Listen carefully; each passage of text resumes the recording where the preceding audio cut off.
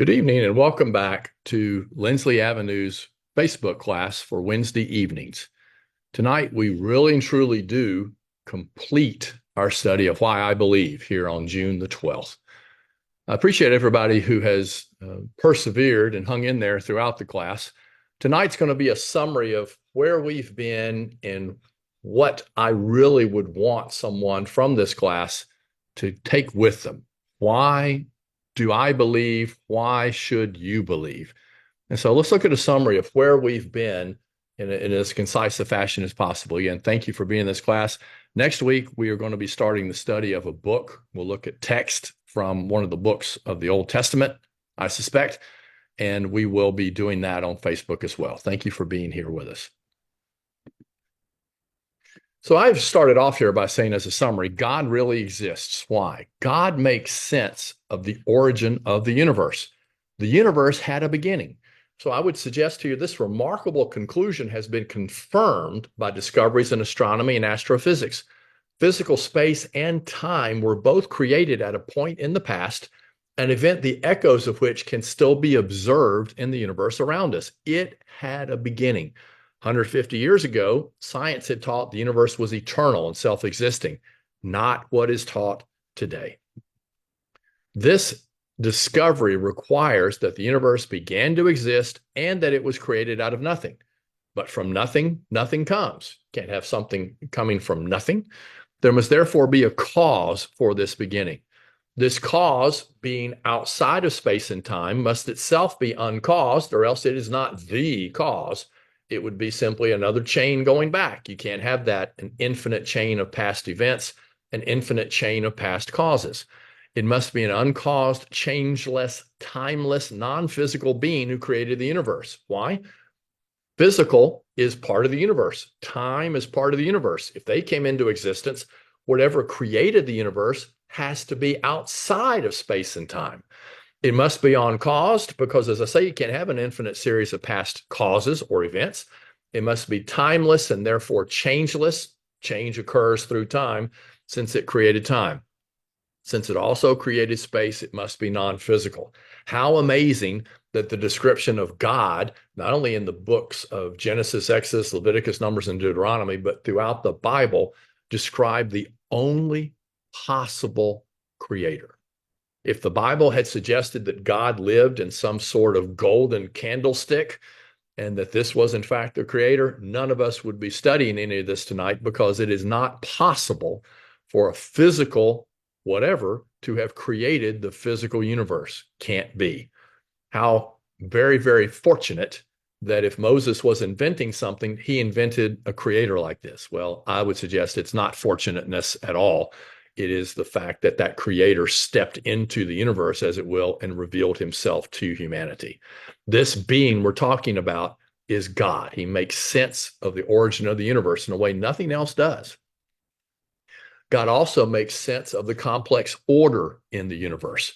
In the last 30 plus years, scientists have discovered that the existence of intelligent life itself depends on a complex and delicate balance of initial conditions at the creation of the universe. Change any of these physical constants, even down in the minute decimal point area, very, very far down, and you're not going to have a universe that would allow intelligent life to exist. This creation must have been so fine-tuned that it staggers the mind of the imagination. It staggers the minds of people who still don't believe in God. They cannot imagine how it's possible. Those of us that are believers would suggest that it is possible only because God exists and God fine-tuned the universe in the way that we have now discovered. Same exact response here, that a number of very specific details for the earth had to be very fine-tuned just right, or life wouldn't be possible on the earth either. The Christian has always believed that there is an intelligent designer to the universe. That intelligent designer is God. God makes sense of objective moral values in the world too. God is the source of all good. God is the contrast between good and evil. If God does not exist, objective moral values do not and cannot exist. They cannot. You can have subjective moral values all you want. You can have moral values that groups of people, Americans, the world itself get together and say, this is what we're going to call good, but it is subjective. That's what it means. There is no external reference that can be viewed as to why it is bad or evil to steal or to be greedy or to kill people, any of that kind of stuff. If God does not exist, objective, that's the key word, objective moral values cannot exist. Everyone really and truly will agree that there are some things that are always right and some things that are always wrong. And if someone says, I don't agree with that, one joke might be, well, are you absolutely sure of that, right? You can't be absolutely sure of anything being always right or always wrong. But the example I gave in class was of a horrendous, some months ago now, a horrendous event. You can think of something that's so terribly horrible that even the one that might have started out saying nothing's ever absolutely wrong would say, no, that really should never happen. And if you can't get there, make it worse and worse and more horrible, and you'll finally get them to admit that.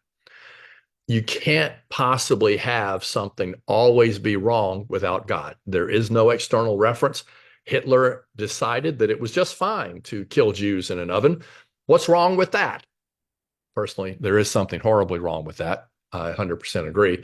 But if there is no God in the universe, you can't say that that is always wrong. If 1,000 years from now, the entirety of humanity that's on the earth, whatever may be left, have decided that boiling people for fun as a sport and killing them and doing all sorts of things like that because somebody is bald, you can't say that that'll be wrong.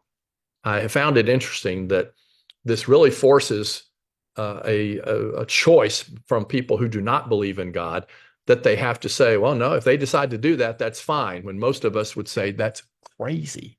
Well, life without God, to give an objective moral sense to the world, is in fact dealing with humanity and our ways of trying to come up with answers that are contradictory and changing, and it is kind of a crazy place that we live in. On the other hand, love, equality, generosity, and self-sacrifice are good. Why is love good? There's really no reason for love to be some kind of a highest thing without some external reference. Why is love better than hate? Hate gets a lot of stuff done. Somebody might be able to suggest, we have just decided that these things are hateful and these things are good. Well, for that not to be changing all the time, you need an objective standard to compare it to, and that objective standard is God. So if objective moral values cannot exist without God, but they do exist, you have to have the existence of God. This, to me, is one of the strongest arguments for the existence of God, because without God, we really are just running around blindfold in a world that we don't really belong in. It's really, really, really bad. The Bible is also God's revelation to man, to humanity. Eastern religions fail the test. Eastern religions, by and large, have always proposed that the universe is eternal cycles of samsara and other things, that it's always going on and always will go on. However, the belief in an eternal universe proposed by the holy writings of these religions fails the test put forth by the beginning to time and space. That ought to give us confidence that Eastern religions are not from the Creator, because there is a Creator. Eastern religions really aren't going to say they come from a creator, because there is no creation. It is eternal. Other religions fail the test. Some religions would suggest that the Bible is not God's revelation to humanity because of supposed corruption in the Old and New Testament texts. They would argue that the texts we have today are not the way they were really originally given to Jews and early Christians, but it doesn't stand up to scrutiny. There is not enough time between the time of the events recorded as having happened and the first fragments and first copies of different books for the wholesale rewriting of what Jesus and the apostles said to have been done. You know, I was not alive in 1900. My great-grandfather was. If things that happened in 1900 were changed, somebody rewrote the histories a la George Orwell style, at some point my grandfather would have said, that's not the way it was going on when I was a kid. And so you just can't do it. There is no way to shove this in and change the revelation given in the New and Old Testament to the fragments and early copies of different manuscripts that we have. The claim that the basis for Judaism and Christianity was corrupted fails the test. In addition, other world religions' teaching of the place and value of women is inconsistent with what you would expect from a loving creator of the universe. You're not going to have a creator who loves humanity, and that's the primary push of Christianity.